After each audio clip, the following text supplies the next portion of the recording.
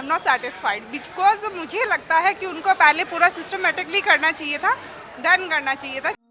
नोटबंदी के बाद मोदी सरकार के दावे और लोगों को हो रही परेशानी के बीच का फासला कितना है, ये अगर आप सचमुच जानेंगे तो आपके पांव तले से जमीन खिसक जाएगी।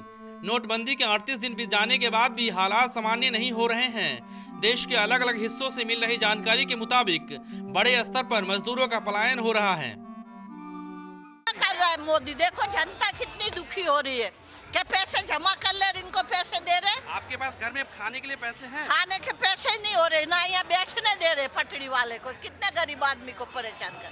अब ये देखो सुबह के 6 बजे से लग जाते तो रात को 11 बजे तक पैसे आते 5 बजे। यहाँ क्या देश है? कुछ भी नहीं है, ऐसा ही देश है। वो उसके साथ देश है पता लगे, उसके बाल बच्चे ही नहीं, उसको पता क्या लगेगा? मोदी को लगेगा? कोई पता नहीं लगेगा। नोटबंदी के बाद कैश की किल्लत से न सिर्फ मिडिल क्लास की कमर तोड़ दी है, बल्कि मजदूरी पेशा वर्ग को बड़े शहरों से पलायन पर मजबूर कर दिया है। दिल्ली के औद्योगिक इलाकों से लगभग 5 लाख मजदूरों का पलायन हो चुका है।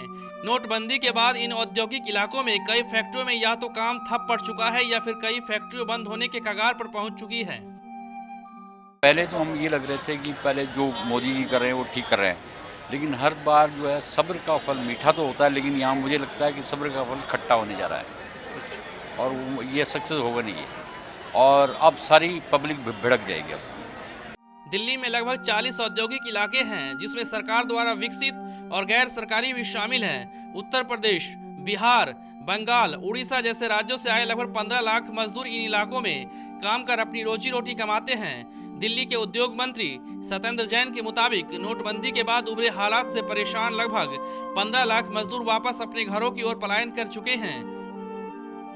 मांग और उत्पादन की कमी के साथ ही लोगों के कम खर्च से दिल्ली सरकार के राजस्व को भी चपत लग सकती है।